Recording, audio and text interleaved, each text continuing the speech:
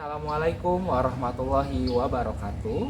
Perkenalkan, saya Muhammad Fikri Tanjung, calon guru penggerak angkatan 11 dari kelas 43, dan rekan saya Ibu Dini Sayyidatul Ainiyah, kelas 56, calon guru penggerak angkatan 11. Kami berdua akan menunjukkan video aksi nyata modul 1.4 diseminasi budaya positif.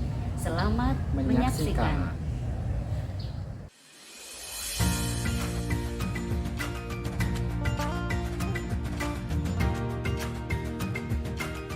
Bismillahirrahmanirrahim. Assalamualaikum warahmatullahi wabarakatuh. Alhamdulillahirrabbilalamin. Wabihi nasta'in wa ala umuri dunya waddin. Wassalatu wassalamu ala asyrofil anbiya'i wal mursalin wa ala alihi wa sahbihi ajma'in, amma ba'du. Yang saya hormati Ibu Kepala Sekolah, Ibu Fitria Rahmawati SPSPD. Yang saya hormati Bapak Ibu Guru SDIT Tiara Aksara. Dan yang saya hormati pemilik materi guru penggerak kita, yaitu Pak Fikri dan Bu Nini. Pertama-tama marilah kita panjatkan puji syukur atas karunia nikmat yang Allah berikan kepada kita, sehingga dengan adanya nikmat ini kita bisa berkumpul dalam acara penindasan. Langsung saja, marilah kita buka acara ini dengan baca basmalah. Selanjutnya yaitu pemberian sambutan dari Ibu Fitria Rahmawati SPSPD. Waktu dan tempat kami persilakan.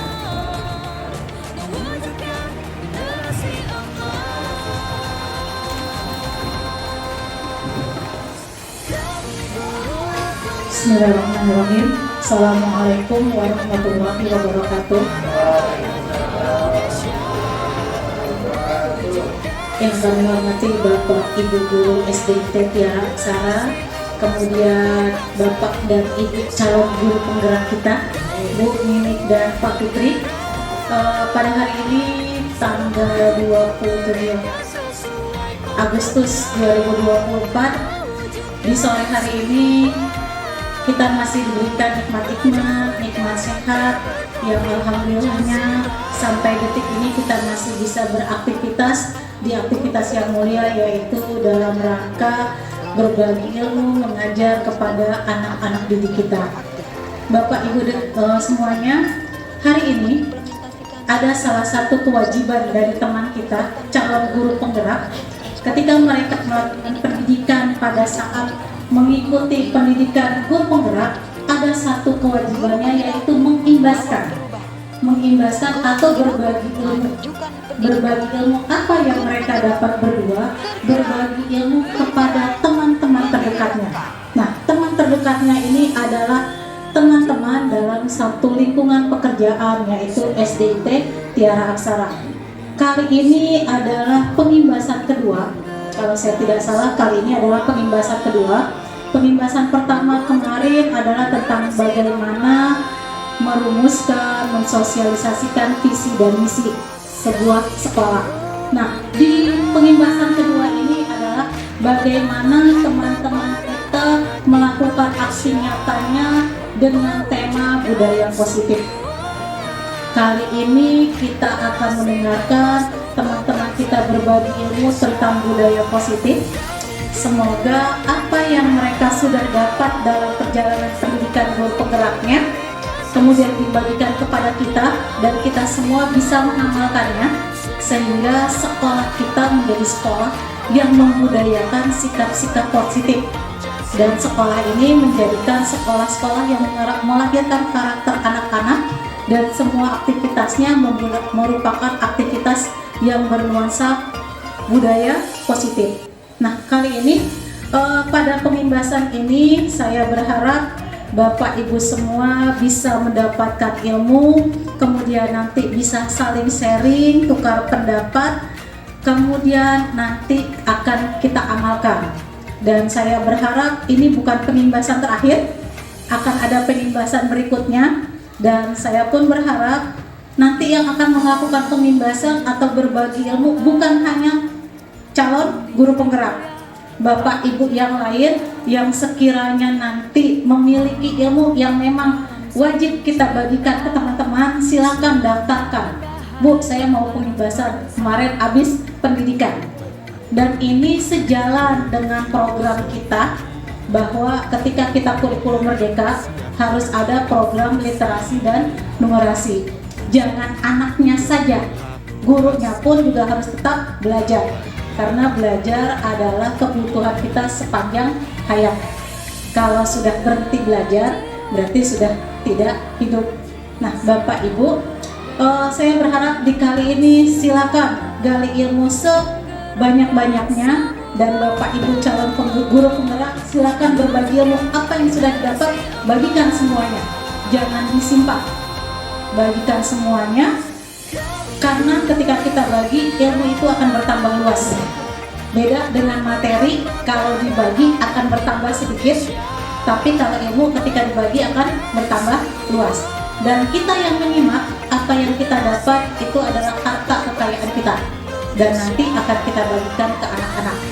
Mungkin itu sambutannya. Saya berharap kali ini adalah kegiatan kedua, kemudian kedepannya akan ada lagi Bapak Ibu guru yang mengikuti jejak sebagai guru penggerak, atau nanti ada Bapak Ibu guru yang bukan guru penggerak, Bu, kami mau berbagi ilmu, silakan.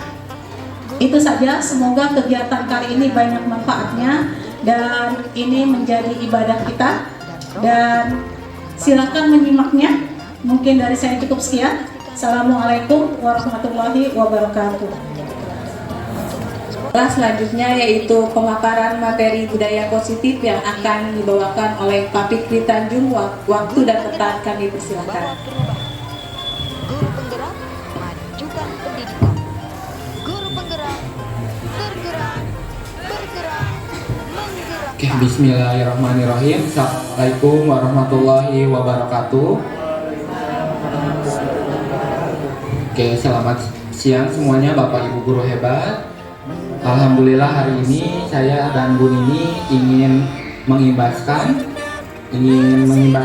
diseminasi di budaya positif, materi yang sudah kami pelajari di modul 1.4 pada pendidikan calon guru penggerak angkatan 11 di budaya positif. Sebelumnya mari kita buka sama-sama dengan membaca basmalah. Bismillahirrahmanirrahim. Semoga kegiatan ini dapat berjalan dengan baik dan lancar. Oke, untuk pertama-tama mari kita semua senyum selama 30 detik. Ya, senyum selama 30 detik ini adalah memberikan aura positif, karena di modul 1.4 ini kaitannya dengan budaya positif. Semoga kita semua pada siang hari ini masih semangat, walaupun sudah siang semangatnya masih semangat pagi. Oke, untuk aturannya itu kita saling berhadapan dengan teman sebelahnya, saling berhadapan Bapak Ibu selama 30 detik, senyum selama 30 detik. Ya, saling berhadapan. Oke, mari kita coba Bapak Ibu saling berhadapan. Mari kita coba Bapak Ibu. Pak Hadapi berhadapan dengan Bu Eri, Bu Lastri, Bu Rita. Pak Agus berhadapan dengan Bu Riri, boleh. Oke, kita coba Bapak Ibu ya. Ayo semuanya saling berhadapan. Iya, saling berhadapan. Bu Fitri sama, ya, saya sama Bu Nini berhadapan, Bu Fitri dan Pak Rahmat, Bu Najia sama Bu Indah, Bu Haji sama Bu Erna. Oke, siap, hitungan 3 Bapak Ibu ya. 1, 2, 3. Nah. Oke, alhamdulillah semuanya tersenyum walaupun tidak dengan paksaan ya, senyumnya tulus semua. Oke, berarti semangatnya masih semangat pagi. Walaupun sudah siang, semangatnya masih semangat pagi. Oke, semuanya kita lanjut. Untuk sebelum memulai kegiatan diseminasi pada hari ini, ada beberapa kesepakatan forum yang bisa kita buat bersama.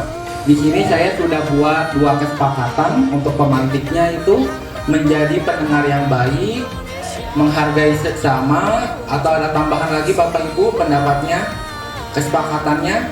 Misalkan kesepakatannya dipersilakan untuk ke toilet diperbolehkan, diperbolehkan untuk makan dan minum. Apakah ada tambahan lagi? Kesepakatannya dari Bu Najia, ada kesepakatan Bu Najia? Oh, kesepakatannya dipersilakan ke toilet 1 kali. Dari Pak Kadafi, apakah pulangnya? Mungkin pulangnya tepat waktu ya, mulai tepat waktu dan berakhir dengan tepat waktu. Oke, baik, kita lanjut Pak Kadafi. Lanjut lagi Pak Kadafi. Geser. Tadi kelewatan. Lagi. Nah, yang ini ya Bapak Ibu, di modul 1.4 di budaya positif ini ada terdiri dari 6 bagian. Bagian yang ke-1 itu tentang pengertian dan makna disiplin positif. Yang kedua, motivasi perilaku manusia. Yang ketiga, keyakinan kelas. Yang keempat, kebutuhan dasar manusia. Yang kelima, restitusi posisi kontrol kita sebagai guru. Dan yang terakhir, keenam itu penerapan segitiga restitusi. Oke, mari kita lanjut ke slide selanjutnya. Nah, sebelum kita masuk lebih dalam tentang pengertian disiplin positif, saya ingin mengetahui pemahaman dari Bapak Ibu tentang arti dan makna dari disiplin positif. Geser dulu Pak Kadafi, masih yang tadi. Nah, oke, saya ingin menanya dulu ke Bapak dan Ibu, pemahaman Bapak Ibu tentang arti dan makna dari disiplin positif. Apakah ada yang ingin menanggapi? Dari Pak Kadafi, kalau menurut Pak Kadafi arti dari disiplin apa Pak Kadafi? Disiplin positif bagaimana menciptakan suasana belajar yang membuat anak itu nyaman dan memahami segala bentuk penyampaian dari Bapak Ibu gurunya. Terima kasih Pak Kadafi. Menurut Pak Kadafi itu disiplin positif untuk menciptakan suasana belajar yang nyaman, yang kondusif kepada peserta didik kita selama kegiatan proses belajar mengajar. Oke, boleh digeser Pak Kadafi slide.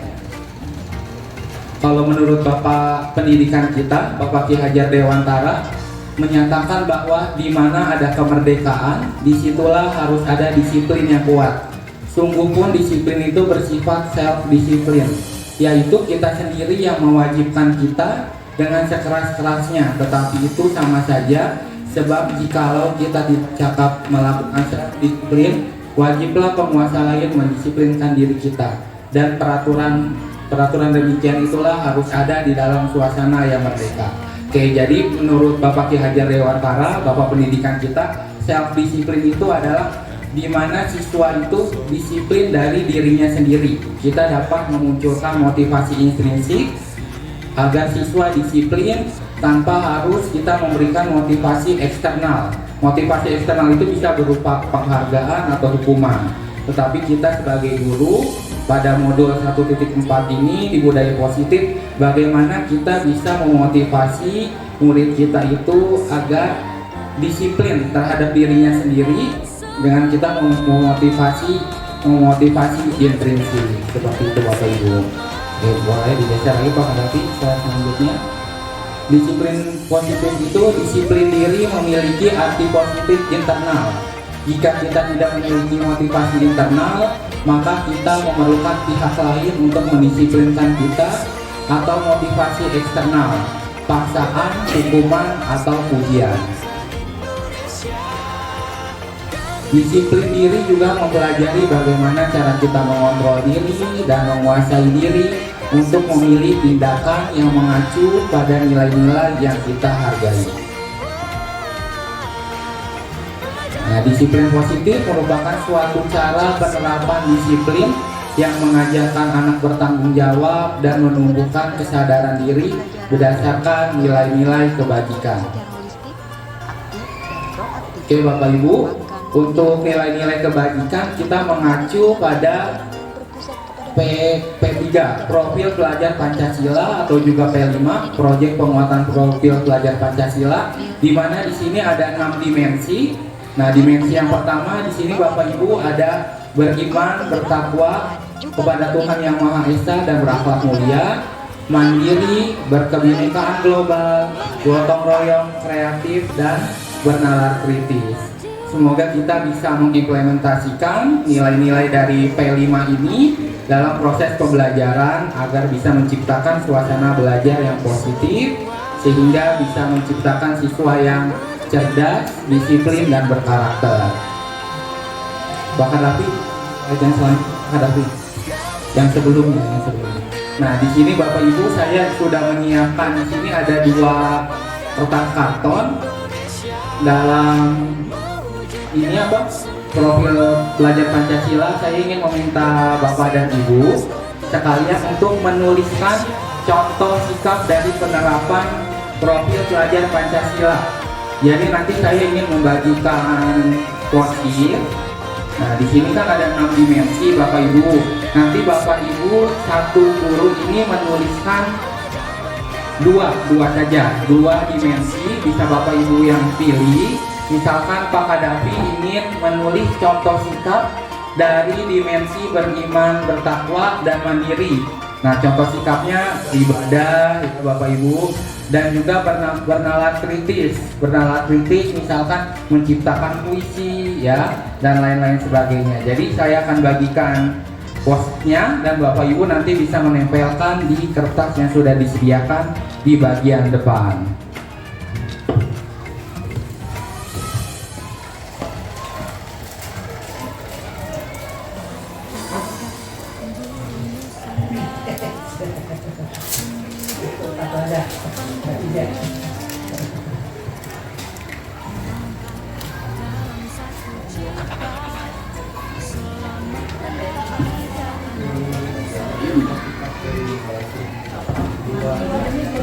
Dua sikap ya.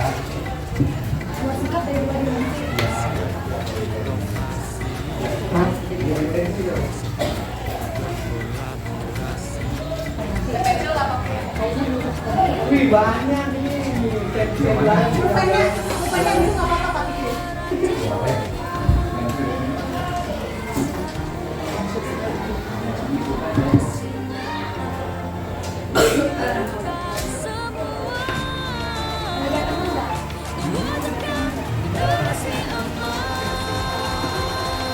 Baik Bapak Ibu, dipersilakan untuk menulis contoh sikapnya dari 2 dimensi, ya.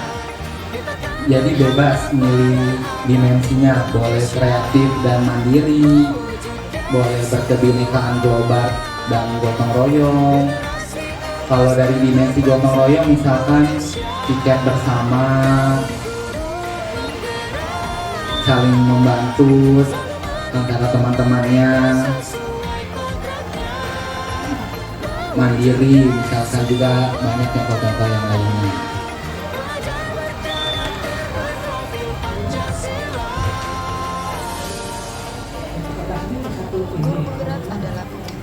Satu kertas itu 1 dimensi ya Bapak Ibu. Nanti kalau kurang bisa minta lagi. Ya, 1 kertas 1 dimensi.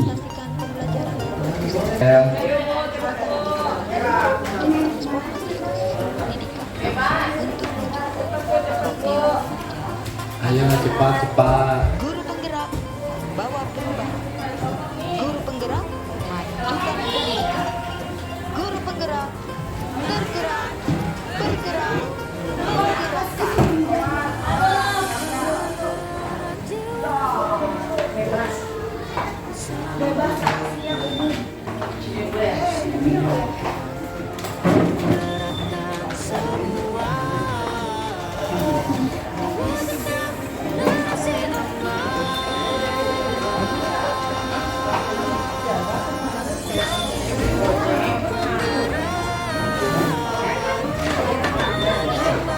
Oke, baiklah Bapak Ibu, terima kasih yang telah menulis. Jadi kita sudah merefleksikan contoh sikap-sikap yang mencerminkan dari dimensi profil pelajar Pancasila. Nanti untuk perwakilan saya minta tolong ada yang maju untuk membacakan, mungkin 1 guru laki-laki dan 1 guru perempuan kali Bapak Ibu ya. Mungkin dari guru laki-laki saya minta tolong Pak Rahmat untuk maju membaca, nanti yang ambilnya boleh bebas Pak Rahmat ya. Ya, 2 boleh ngambil 2 kertas untuk dibacakan.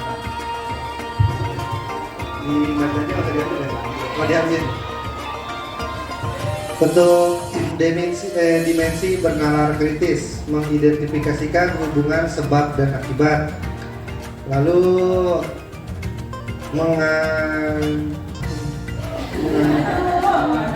mengajukan pertanyaan yang mendalam. Apa lagi Pak? Yang sebelahnya. Dimensi bergotong royong, melaksanakan piket kelas bersama-sama sesuai jadwal, lalu mengerjakan tugas kelompok bersama-sama.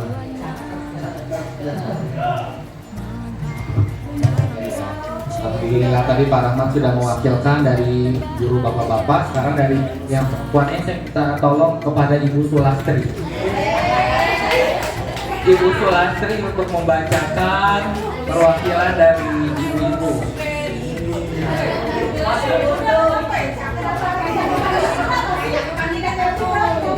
Iya, udah nggak apa-apa Bu Lastri.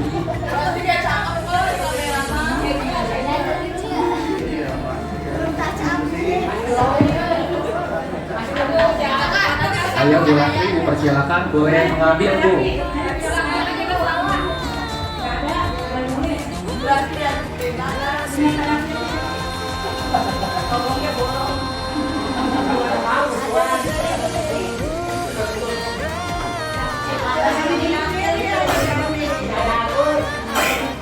Bu Lastri sedang memilih-milih ya seperti itu. Oke, pakai iya satu lagi Bu Lastri.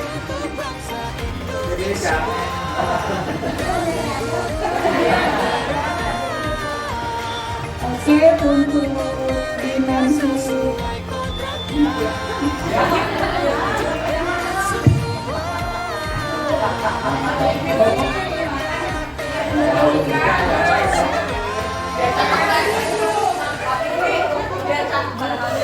Berarti Bu Lastri ngambil kaca pembesar dulu. Oke, untuk dimensi terima dan bertakwa di sini rajin beribadah, bersikap sopan dan santun. Kemudian untuk dimensi berapa di sini dimensi kreatif, di antaranya memecahkan masalah dengan cara yang inovatif, kemudian menghasilkan karya yang original dan mengandung ide pendidikan. Guru penggerak Terima kasih Bu Lastri. bergerak, menggerak. Oke, Bapak Ibu tadi sudah merefleksikan tentang sikap-sikap yang mencerminkan sikap-sikap dari nilai-nilai kebajikan pada profil belajar Pancasila. Oke Bapak Ibu, jadi dari refleksi disiplin positif ini memiliki arti bahwa disiplin itu bagaimana kita harus bisa memunculkan disiplin positif dari dalam diri siswa atau motivasi intrinsik siswa tanpa kita harus memunculkan motivasi ekstrinsik ya berupa hukuman atau penghargaan. Jadi siswa sadar akan diri agar bisa disiplin. Oke, untuk materi selanjutnya yaitu Pak Hadapi, di sini ada motivasi perilaku siswa. Motivasi perilaku siswa ini bisa terdiri dari ada 3 motivasi perilaku manusia. Yang pertama ini untuk menghindari ketidaknyamanan untuk hukuman. Nah, kalau yang pertama ini biasanya ini dari motivasi eksternal, dan yang kedua itu untuk mendapatkan imbalan atau penghargaan dari orang lain, dan yang ketiga untuk menjadi orang yang mereka inginkan dan menghargai diri sendiri dengan nilai-nilai yang mereka percaya.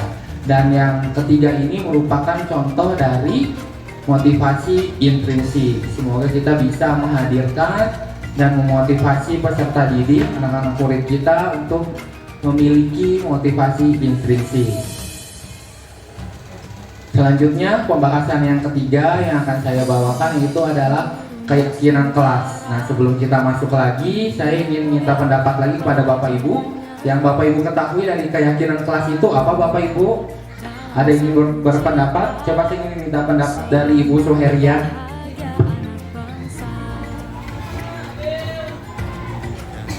keyakinan kelas menurut saya itu anak-anak itu semangat untuk menimba ilmu dan mengikuti segala aturan tata tertib yang ada di kelas itu sendiri. Terima kasih Ibu Suheria. Mungkin satu lagi dari ibu-ibu yang barisan yang tengah, Coba ingin minta pendapat dari Ibu Indah Febri. Ya, terima kasih Pak Fitri. Menurut saya keyakinan kelas itu merupakan suatu wujud di mana antara guru dan murid yakin apa adanya kesepakatan bersama antara guru dan murid. Terima kasih. Terima kasih Ibu Suheria dan Bu Indah Febri atas tanggapannya bahwa keyakinan kelas itu untuk membentuk kesepakatan kelas bersama untuk menciptakan kelas yang positif dan disiplin. Di sini guru berperan dalam mewujudkan terbentuknya keyakinan sekolah atau kelas dengan adanya kesepakatan antara guru dan murid. Oke, boleh digeser Pak Kadafi. Dalam pembentukan keyakinan sekolah atau kelas, di sini atau kemarin saya pada saat awal tahun ajaran baru saya membentuk sebuah kesepakatan kelas bersama dengan siswa, di mana siswa di sini menuliskan keyakinan kelas dia, nanti ditempelkan di kertas yang berada yang sudah saya sediakan di papan tulis. Untuk penyesuaiannya nanti Bapak Ibu dalam pembentukan keyakinan kelas itu bisa seperti saya ini menggunakan post-it lalu ditempel di kertas karton di papan tulis.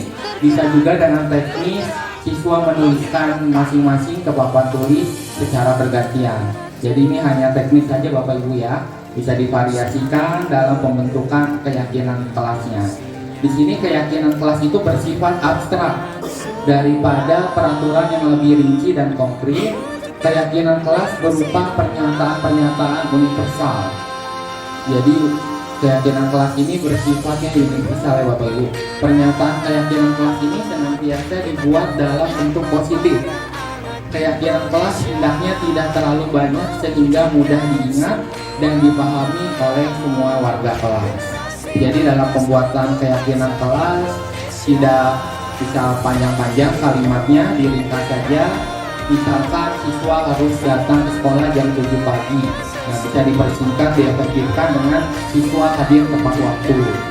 Dan semua warga kelas ikut berkontribusi dalam pembuatan keyakinan kelas lewat kegiatan surat pendapat.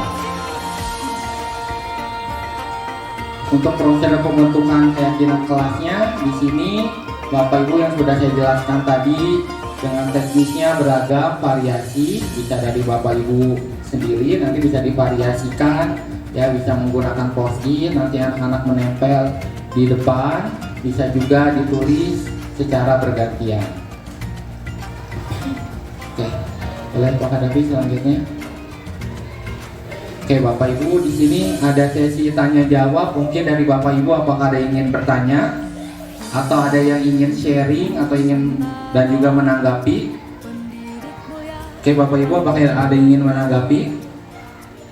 Mungkin sharing saja kali Bapak Ibu ya, penerapan keyakinan kelasnya yang sudah Bapak Ibu buat masing-masing di kelasnya. Mungkin kita sharing saja, mungkin sharing dari perwakilan, mungkin dari ibu-ibu. Coba dari Ibu Nila sharing mungkin dalam pembuatan keyakinan kelasnya.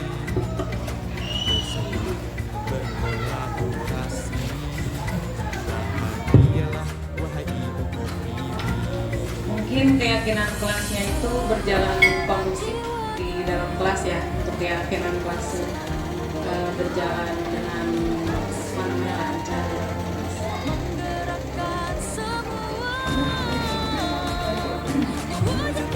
Mungkin ada lagi Bapak Ibu yang ingin sharing.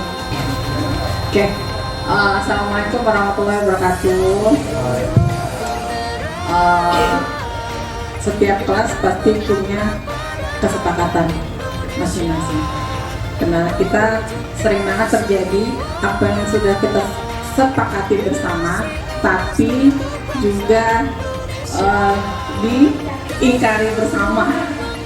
Nah, saya mau kita berdiskusi, kita cari jalan bagaimana caranya kita itu bagaimana caranya kesepakatan itu berjalan dengan semestinya. Apa kita dengan memberikan punishment ke anak-anak atau bagaimana Kak? Terima kasih. Terima kasih Bu Wati atas pertanyaannya. Pertanyaan dari Bu Wati, pasti Bapak Ibu semua sudah membuat keyakinan kelas kita pada tahun ajaran baru. Tetapi setelah kita membuat keyakinan kelas, pasti ada aja siswa yang melanggar. Itu sudah pasti ada saja ya Bapak Ibu. Dan bagaimana cara kita menanggapinya? Mungkin kalau ada siswa yang melanggar, kita bisa menerapkan, nanti akan dibahas, ada materinya itu penerapan dari segitiga restitusi. Nanti kita bisa menanyakan kepada siswa kenapa siswa tersebut melanggar kesepakatan yang telah dibuat. Nanti ada materinya yang akan disampaikan Bu Nini itu di segitiga restitusi. Jadi kita itu menanyakan kepada siswa, pertama nanti kita menanyakan kepada siswa menstabilkan identitasnya. Kita menanyakan kepada siswa kenapa melanggar kesepakatan yang telah dibuat. Setelah itu tahap yang kedua, kita bisa memberikan kepada siswa bahwa hal tersebut salah. Dan yang ketiga itu nanti kita bisa menanyakan kepada siswa hal yang seharusnya dilakukan. Jadi kita harus bisa memunculkan motivasi intrinsik kepada siswa ya, tanpa harus memberikan hukuman ataupun penghargaan. Jadi siswa tersebut sadar bahwa dirinya itu harus mematuhi kesepakatan kelas yang kita buat bersama.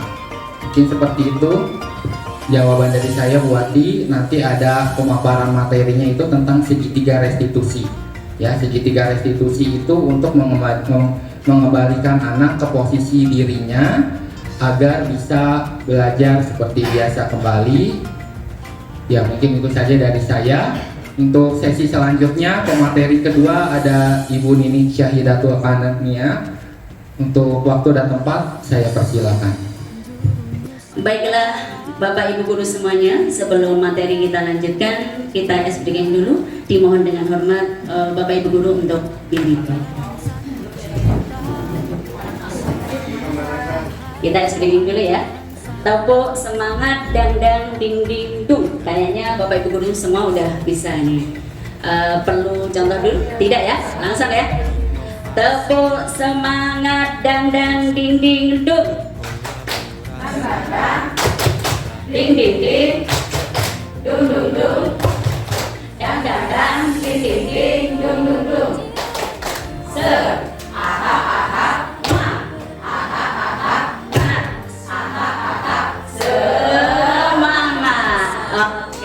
Baiklah Bapak Ibu Guru semuanya, terima kasih untuk semangatnya.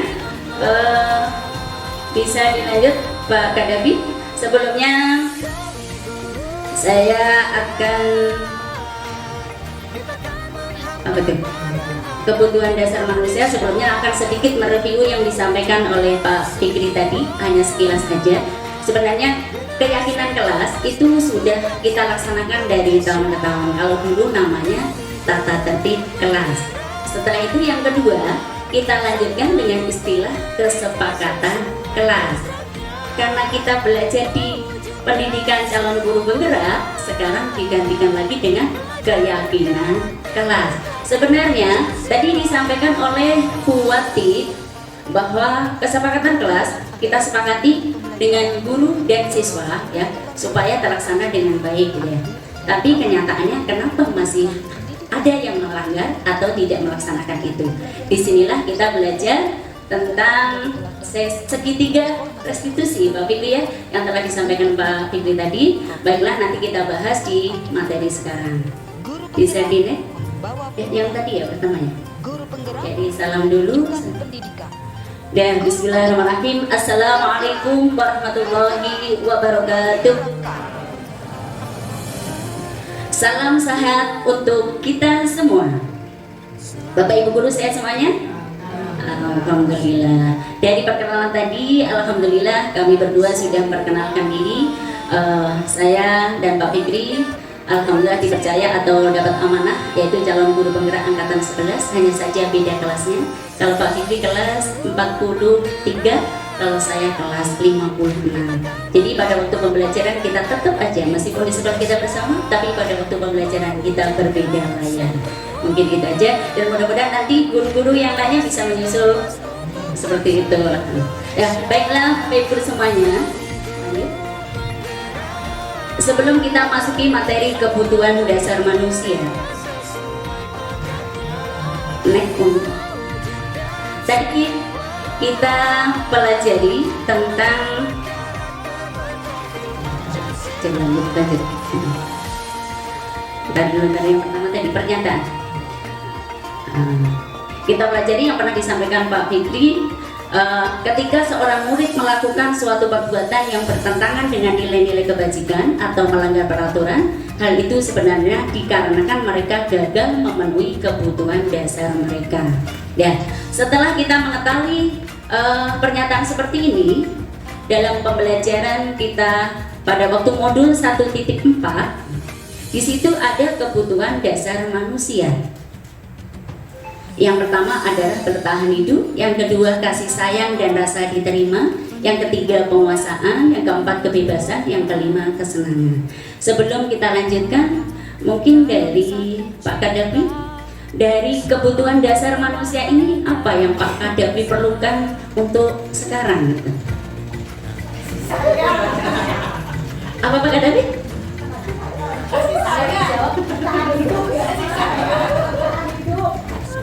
Untuk kebutuhan dasar manusia secara pribadi saya sih,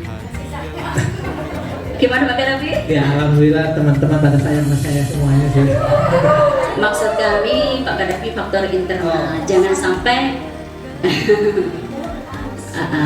dari Pak Bulatri dikasihkan masukan bahwa untuk bertahan hidup. Mohon maaf kalau bertahan hidup, kalau saya lihat Pak Kadafi juga ya setiap hari itu makanan berjejer di mejanya. Kalau untuk bertahan hidup tidak. Mungkin ada yang lain Pak Fikri? Oh, kebebasan. Wow, bebas. Oh, dijawab Pak Kadafi. Semuanya bagus, tangannya kemerdekaan ya. Kemerdekaan. Oh, alhamdulillah ini Bapak Ibu semua teman kita Pak Kadafi. Berapa ini? 5 atau kebutuhan dasar manusia semuanya sudah diterima oleh Pak Kadafi. Jadi tidak ada bahasa minum. Berarti kebutuhan Pak Kadafi ini terpenuhi. Jadi kita lihat nanti seandainya Pak Kadafi yang biasanya ceria kok datang ke sekolah dengan wajah yang suram, agak maju dikit. Berarti itu kebutuhan dasar apa nih yang harus dipenuhi gitu. Oh, belum gajian, subhanallah. Tadi bukan dari rumah ya, karena kurang kasih sayang bukan ya. Oke, terima kasih. Mungkin dari ibu-ibu semuanya ada yang mewakili? Oh, Bu Saada. Kalau Bu Saada, mohon maaf. Oh, yang siapa nih yang pas? Udah Bu Saada aja, mohon maaf. Daerah sini, daerah situ tadi udah sama Pak Fikri semua. Oh, yang muda yang masih lajang. Oke, Bu Didi, Bu Indah Fethi. Dari kebutuhan dasar manusia ini yang terpapat di depan, bertahan hidup, kasih sayang dan rasa diterima, penguasaan, kebebasan atau kesenangan. Di antara ini mana yang belum didapatkan oleh Bu Indah? Ya, bertahan hidup udah alhamdulillah. Terus Kasih sayang, enggak masih ada. kasih sayang udah ada dari orang tua. Oh, kepastian. Berarti ditambahkan satu lagi. Oke, baiklah, terima kasih Ibu Indah, jawabannya yang bagus sekali. Tapi tadi dari kasih sayang, rasa diterimanya belum dicantumkan. Berarti hanya kasih sayang aja, tapi rasa diterimanya belum. Berarti perlu pendamping hidup di sini. Khusus Bu Indah. Semangat Bu Indah. Oke, baiklah Bapak Ibu semuanya. Bisa dilanjut Pak Fikri, Pak Kadafi. Dalam pembelajaran untuk kasus yang pertama, mungkin Bapak Ibu semua udah tahu ya yang namanya Fatih, Bayi Haki, gitu bukan asing lagi. Kayak dari kelas 1, 2, kelas 3, dan kelas 4. Ini yang kami ambil pada waktu kasus pertama ini ketika jam istirahat, Fatih dan Bobby keluar kelas. Kolbi menyuruh Fatih untuk pergi ke ruang beda untuk meminta handicard. Dengan terburu-buru Fatih langsung ketok pintu, ternyata Fatih tidak tahu bahwa di dalamnya itu ada tamu gitu. Akhirnya dengan semangatnya menggebu-gebu, kakilah menendang pintu BK. Dan akhirnya mereka berdua antara Kak Silvi BK dengan Fatih ada sesuatu yang kurang positif. Terjadilah masalah itu. Dan itu yang kasus yang kedua. Dilanjut kasus yang kedua. Kasus yang kedua sama, ketika jam istirahat Bayaki dan Ozora bermainnya di depan TK kalau tidak salah. Tetapi ada salah satu teman mereka yang melaporkan kepada gurunya bahwa Bayaki tadi minta uang kepada Ozora dengan jumlah yang tidak wajar, yaitu dengan jumlah 50.000. Bahasanya itu meminjam, ternyata bahasanya yang kurang pas, yang tidak seharusnya dilaksanakan atau dikerjakan atau disampaikan oleh Ananda Bayaki. Dan itu setelah akhirnya Bayaki dan Ozora dipanggil oleh bu guru dan diminta keterangan karena sesuai kesepakatan kelas bahwa siswa atau siswi tidak diperbolehkan untuk saling meminta secara paksa atau memalak antar sesama. Dan lanjut. Nah, dalam memecahkan masalah tadi kasus 1 dan 2, di sini dijelaskan posisi kontrol restitusi. Lanjut. 5 posisi kontrol restitusi. Yang pertama, guru sebagai penghukum. Sebelum kita lanjutkan, biasanya yang kita lakukan, ya, terutama saya sendiri, pada waktu kita belum belajar tentang pendidikan guru penggerak, ya, kita itu rata-rata memakai posisi penghukum. Anak saya langsung, sini, ngapain? Biasa seperti itu. Kenapa kamu melakukan itu? Ibu gak suka? Itu terutama saya, mungkin ya. Untuk guru yang lain mungkin tidak. Jadi setelah mempelajari ini, mungkin untuk sementara waktu adanya di pendidikan guru penggerak. Dan mungkin nanti setelah kita mendapatkan materi ini, mudah-mudahan kita bisa melaksanakan dalam kehidupan kita sehari-hari dan sekaligus di dalam pembelajaran di sekolah kita ini. Yang kedua, guru sebagai pembuat merasa bersalah. Yang ketiga, guru sebagai teman. Yang keempat, guru sebagai pemantau. Yang kelima, guru sebagai manajer. Next, Pak Devi. Ya, 5 posisi kontrol. Yang pertama, identitas gagal atau kembali dari luar. Nih, guru berbuat sebagai penghukum. Ini yang biasanya kita laksanakan atau kita lakukan sebelum kita mengetahui. Guru berbuat langsung menghadap, menunjuk-nunjuk, menyakiti atau menyindir. Ya, guru berkata, kalau kamu tidak melakukannya, awas ya. Pasti begitu. Kata-katanya kata-kata apa itu? Kata-kata yang kurang pas, mengancam. Hasilnya apa? Ternyata siswa itu tidak memperbaiki kesalahannya, justru memberontak, menyalahkan orang lain, berbohong gitu. Terus kalian dengan dunia berpikir, murid meletakkan guru di luar dunia berkualitas. Murid berkata, biarkan saja, paling nanti juga marah-marah lagi. Jadi bukan memperbaiki, tetapi malah mengulangi kesalahan seperti yang terakhir, yaitu dampak pada murid. Itu kalau kita sebagai posisi penghukum. Dan yang kedua, guru sebagai pembuat orang merasa bersalah. Jadi berceramah dan mengatakan seharusnya kamu harus begini, kamu harus begitu. Nah, itu ibu kecewa deh dengan anda karena kamu setiap hari melakukan seperti ini. Banyak kasus-kasus yang pernah kita temui. Dah, sekarang kamu seharusnya kamu sudah tahu ibu lelah sekali, mengatakannya ibu stres gitu dan sebagainya. Pernah nggak kita lakukan Bapak Ibu? Saking emosinya, biasanya pernah keluar kata yang kurang pas. Tapi kalau setelah kita mengetahui nanti untuk segitiga restitusi, gimana cara menanggapi anak yang bersalah, insya Allah hal-hal yang negatif tidak akan kita ulangi lagi ya. Dan untuk posisi guru sebagai teman, jadi membuatkan alasan-alasan untuk muridnya. Ayolah lakukan demi ibu. Biasanya dengan bahasa teman. Terus masa kamu tidak mau? Ingat tidak ibu pernah bantu kamu misalnya. Terus ketergantungan, biasanya saling menggantungkan gitu ya. Terus murid meletakkan guru sebagai orang yang sangat penting di dunia berkualitas. Ini karena mungkin ada ya yang berteman itu karena dengan kedekatan kita, anak tadi bisa dijadikan sebagai struktur kelas, sebagai ketua kelas atau apa gitu ya. Karena apa? Dianggap guru sebagai teman itu bisa ngajak bersama-sama untuk kebaikan kelasnya. Dan ibu lanjut lagi. Posisi guru sebagai teman di sini dampak pada murid biasanya lemah, tidak mandiri, jadi bergantung pada gurunya. Kalau gurunya dekat dengan dia pasti apa tuh? Pasti merasa dibantu oleh gurunya. Dan sekarang guru sebagai pemantau, yaitu menghitung dan mengukur.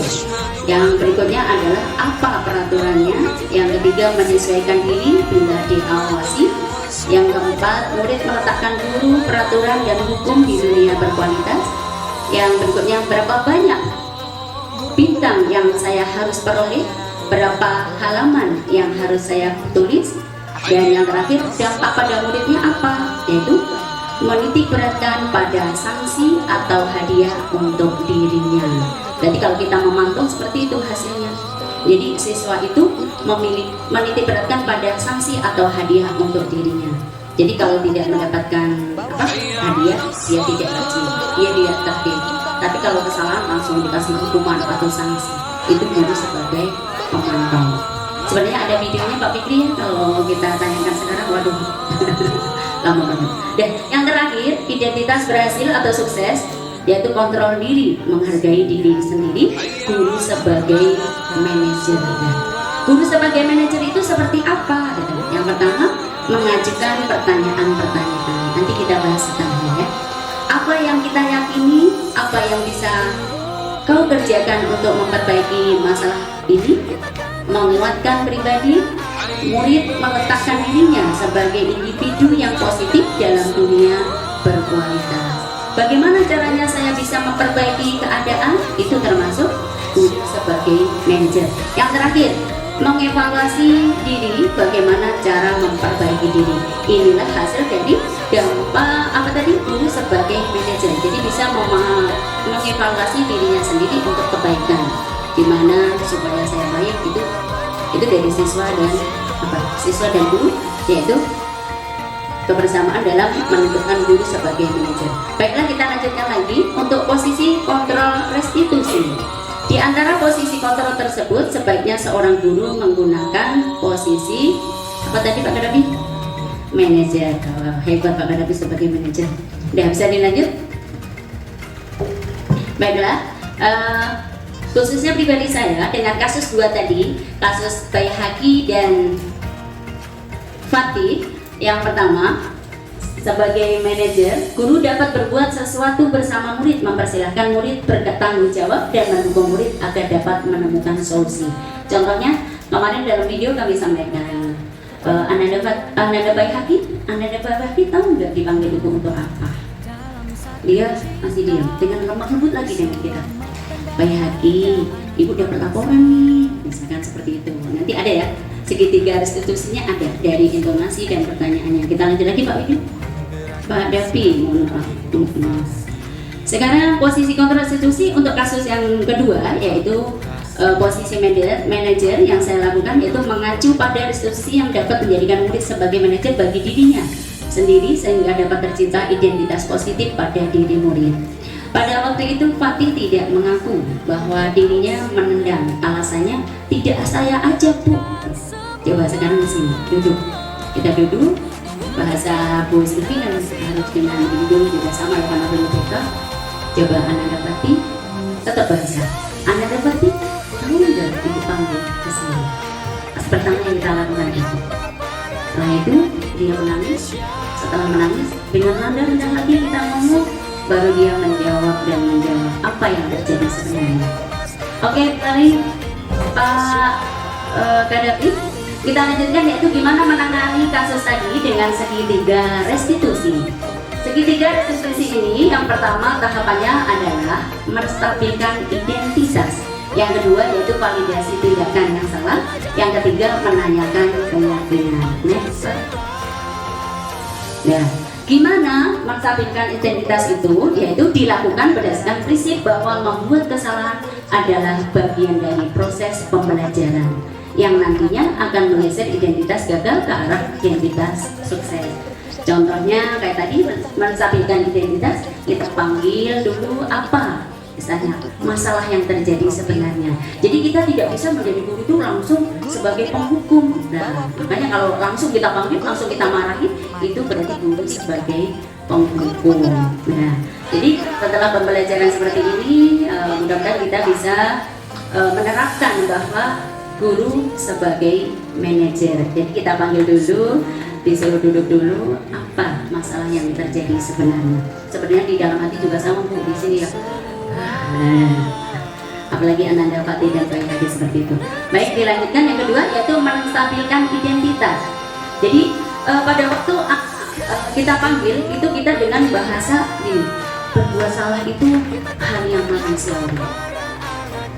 Tidak ada manusia yang sempurna. Itu sebelum dia menjawab dipanggil kita tadi. Terus yang ketiga, kita pasti bisa menyelesaikan masalah ini. Bapak Ibu tidak tertarik untuk mencari tahu siapa yang salah sebenarnya. Tuh, kalau menurut pembelajaran yang kami terima ya. Nah, kalau kamu menyalahkan dirimu sendiri terus menerus, apakah kamu bisa berbuat baik pada diri sendiri? Nah, dia udah tarik nafas dengan menundukkan kepala biasanya. Next Pak Hanafi. Dan setelah itu kita validasi tindakan yang salah. Validasi tindakan yang salah di sini dilakukan berdasarkan prinsip bahwa setiap perilaku berupaya memenuhi suatu kebutuhan tertentu.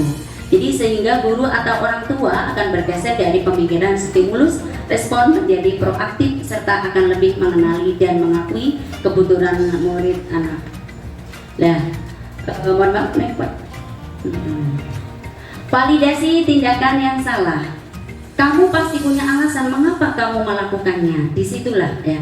Dengan tadi pertama kita tanyain dengan nada tinggi, dia nggak bisa. Jadi dengan rendah. Setelah itu baru kita lanjutkan berikutnya. Dan apa penting bagi kamu? Contohnya Fatih. Apa penting bagi kamu? Kenapa mintanya diberi sampai nendang pintu UKS? Kan tidak ada seperti itu. Dia masih diam. Kamu boleh tetap berusaha menjaga sikap itu, tapi tambahkan dengan sikap lain yang baru. Maukah kamu belajar cara lain untuk mendapat yang kamu butuhkan tanpa harus memukul? Ini terjadi pada Fatih ya. Baik, Pak, next. Menanyakan keyakinan. Menanyakan keyakinan di sini dilakukan dengan memberi pertanyaan-pertanyaan yang bermakna pada murid atau anak.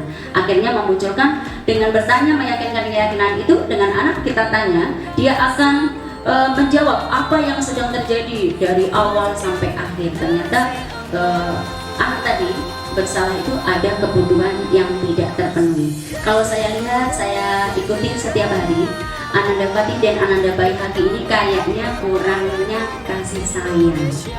Kalau menurut saya, penglihatan saya. Jadi secara kenapa gitu?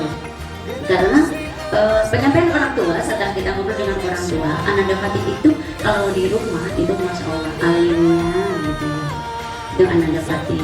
Kalau Ananda Bayi Hati sebenarnya juga sama. Jadi kalau menurut saya itu kurang kasih sayang dan diterima gitu. Makanya di kelas itu dia pengennya bebas, berkuasa gitu. Dan dia senang kalau temennya memperhatikan. Itu kalau setelah saya mempelajari tentang segitiga restitusi ini. Oke Pak Hanafi, Sanet. Nah, sekarang kita lanjutkan untuk menanyakan keyakinan. Apa nilai yang kita percaya di sekolah kita? Nilai-nilai apa yang telah kita sepakati? Ini sebenarnya ada di keyakinan kelas. Nah, kelas yang ideal itu seperti apa sih? Gitu. Itu kita ciptakan pada waktu kita bikin keyakinan kelas. Yang berikutnya, kamu ingin jadi anak seperti anak itu sama. Nasib itu yang menentukan Allah SWT. Kita hanya berikhtiar dan berdoa. Jadi mohon maaf ya, kita kadang gitu ya namanya itu. Tapi mudah-mudahan dengan pembelajaran seperti ini tidak ada kata-kata seperti itu yang terungkap lagi, apalagi langsung kepada anak didik kita. Ya. Apa yang kamu rasakan ketika kamu melakukan itu? Kamu menjadi orang seperti apa? Itu tidak boleh ya. Dalam artian menanyakan ke anak, kamu pengen jadi apa setelah melakukan itu kurang bagus sebenarnya. Jadi setelah pembelajaran ini, mudah-mudahan kita semuanya bisa mendidik dan mengajar anak didik kita menjadi siswa-siswi yang unggul, yang berakhlakul karimah dan disiplin positif. Bisa nih Pak Hanafi? Ya, alhamdulillah dalam pemaparan materi ini, seorang guru yang baik harus memiliki kemampuan dalam mewujudkan budaya positif di sekolah yang tadi sudah disampaikan oleh Pak Fikri. Budaya positif tersebut dapat dijalankan melalui konsep-konsep inti sebagai berikut. Yang pertama, Disiplin positif, motivasi dan perilaku manusia, keyakinan sekolah atau kelas tadi udah disampaikan oleh Pak Fikri. Dan keempat dan 5 dan 6 kebutuhan dasar manusia, posisi kontrol restitusi dan segitiga restitusi yang barusan saya paparkan tadi. Ya, untuk selanjutnya mungkin ada sesi tanya jawab. Alhamdulillah, berarti bahagia dunia dan akhirat. Amin ya rabbal alamin. Untuk kebutuhan dasar manusia, apakah semuanya sudah mendapatkan? Sudah Bapak Ibu Guru semua? Sudah. Ada yang bertanya? Ada yang bertanya? Ya, yang pertama Bapak Ibu Guru sebagai guru, yang kedua sebagai murid. Setelah mempelajari tentang segitiga restitusi, ya, di situ ada, misalkan ini Pak Kadapi, di situ untuk murid, sebagai murid, Pak Kadapi, sebagai murid, sebagai murid. Nah, nanti apa yang dilakukan oleh Bapak Ibu Guru kalau ada masalah seperti ini? Ada kasus di situ sebagai guru dan sebagai siswa. Jadi gimana sebagai guru untuk menstabilkan identitas? Yang kita lihat, karena kita sepakat bahwa kita sebagai manajer, ya kan? Sebagai manajer, yang terakhir, sebagai manajer itu apa yang dilakukan? Bukan sebagai penghukum ya, sebagai manajer, dengan bahasa yang lembut, dengan sikap yang tulus untuk menyelesaikan masalah yang terjadi. Pak Kadapi bisa curhat untuk masalah itu? Dan Bu Salda mohon menanggapinya. Yang pertama, menstabilkan identitas mungkin dengan kata Pak Kadapi, kamu nggak Pak Kadapi saya panggil ke sini, misalnya seperti itu. Itu contoh untuk menstabilkan identitas. Yang kedua, validasi tindakan yang salah. Nanti kita sampaikan dengan kata-kata, setiap manusia itu punya kesalahan, tidak ada yang sempurna, misalnya seperti itu. Dan yang menanyakan keyakinan hampir sama ya, menanyakan keyakinan itu memantapkan gimana supaya kita menjadi orang yang lebih baik dari kesalahan-kesalahan yang pernah kita buat gitu. Apa yang kita yakini, apa yang bisa kau kerjakan untuk memperbaiki masalah ini. Jadi dengan bahasa yang lemah lembut, bahasa yang tulus ikhlas, bahasa yang siswa yang bersalah tadi, dia tuh tidak merasa bahwa dia itu yang bersalah sendiri gitu. Monggo Gus Ada, silakan.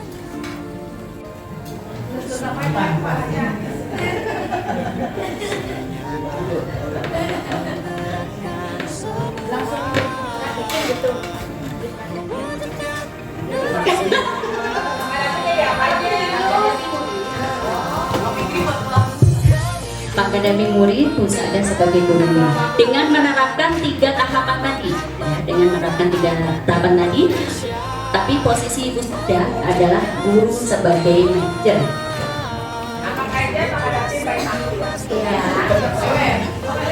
Pak Kadapi ini kalau menurut cerita dari yang Buni berikan, namanya Bita ini seperti hati. Kalau saya baca dari kasus ini mirip banget, izinnya ke toilet tapi bukan di toilet, nggak tahu kemana gitu. Saya panggil ya ceritanya Pak Kadapi, Bita ya namanya ya. Bita, kenapa? Silakan duduk nak.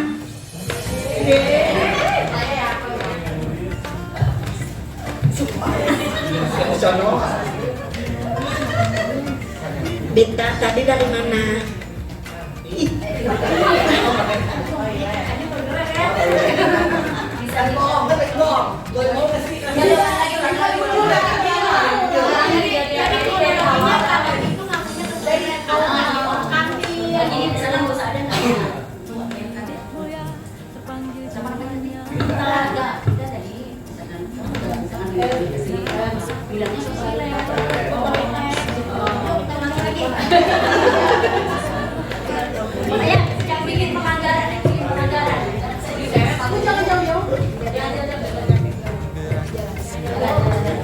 Bita, duduk dulu di sini nak.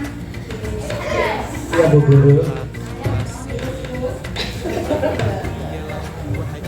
Bita tadi kemana aja? Ibu cari-cari Bita loh. Toilet TK Ke toilet kamu ngapain? Kan di SD banyak toilet yang kosong. ada ikan, Ada kolam ikan, terus ngapain di kolam ikan? mancing, Mancing. Ikannya mana? diambil piknik, Dia bilang kering. Kita tahu nggak? Tadi itu pelajaran apa waktu kita ke toilet? bahasa Arab. Dan tahu berapa kali kita ke toilet? Nggak, Barisan galak. Terus kita di toilet ngapain? Berendam. diajar Kok di toilet jajan? bawa makanan ke toilet. Bawa makan di toilet. Kenapa bawa makanan ke toilet? Kan di toilet nggak boleh makan, Bita. Barisannya galak. Baisannya galak. Baisan galaknya seperti apa? Barisan tentang meja. Baisan nendang meja karena pemain bola. Sekarang ibu mau tanya, boleh enggak kalau lagi belajar itu meninggalkan kelas? Nanti Bita bisa naik kelas, nggak ngerti pelajaran, apalagi sampai 3 pelajaran loh, lumayan. Nanti Bita yang lainnya ngerti, Bita sendiri nggak ngerti. Sekarang ibu mau tanya, Bita tadi selain ke toilet kemana lagi? Kan nggak mungkin di toilet 3 jam. Ke kantor SMK. Ngapain? Jalan di tangga SMK. Ngapain? Cepek. Bita tahu nggak perbuatan itu baik atau tidak buat Bita? Salah. Salah. Kalau salah kenapa Bita lakukan? Barisannya galak. Kok Pak Isannya galak lagi? Pak Isannya galak lagi. Bita janji ya. Bita mau janji nggak? Besok diulangi lagi nggak perbuatan seperti ini? Nah, Yakin? sulit. Buktinya apa? Bikin catatan. Kalau Bita mengulanginya lagi, apa yang akan terjadi? Diliburin semua. Diliburin di rumah ya enak dong Bita, ibu juga mau diliburin. Bita, ibu minta jangan diulangi lagi perbuatan seperti itu. Karena perbuatan seperti itu yang pertama merugikan Bita, ketinggalan pelajaran. Yang kedua, tidak baik makan makanan di dalam toilet. Ya, Bita jadi anak yang soleh ya. Amin. Iya, besok jangan diulangi lagi ya. Ya, Bu Sekarang Guru. silakan masuk ke dalam kelas, nak. Tangan nggak?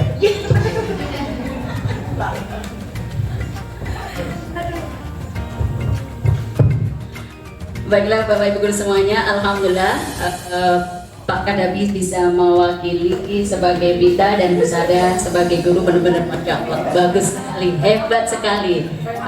Alhamdulillah Pak Kadabi bisa memerankan Bayahaki yang sebenarnya. Jangan sampai bisa terulang lagi, izin ke toilet pelajaran bahasa Inggris ternyata ikut sebagai e-commerce di perpustakaan. Pemotoan. Dah, baiklah Bapak Ibu Guru semuanya, mungkin ada pertanyaan sebelum saya tutup? Tidak ada. Dah, untuk kesimpulan, untuk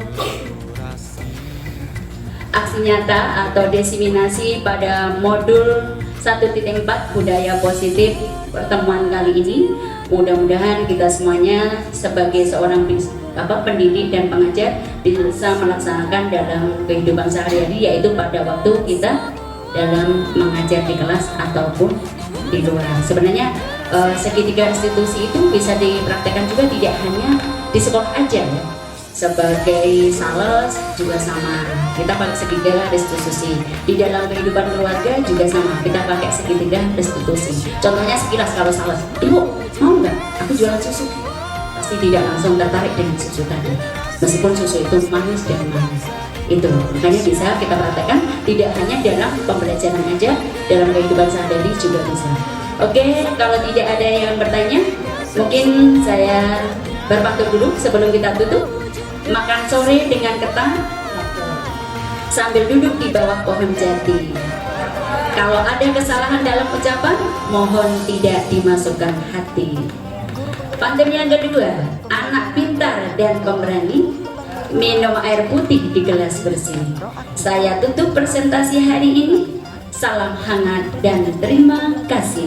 Wassalamualaikum warahmatullahi wabarakatuh. Baiklah, terima kasih Ibu Ninik dan Pak Fikri. Terima kasih atas materi yang luar biasanya. Mudah-mudahan bermanfaat untuk kita sebagai pendidik dan memberikan semangat. Selanjutnya yaitu penutup. Marilah kita tutup acara ini dengan membaca Alhamdulillah. Wabillahi taufiq wal hidayah. Wassalamualaikum warahmatullahi wabarakatuh.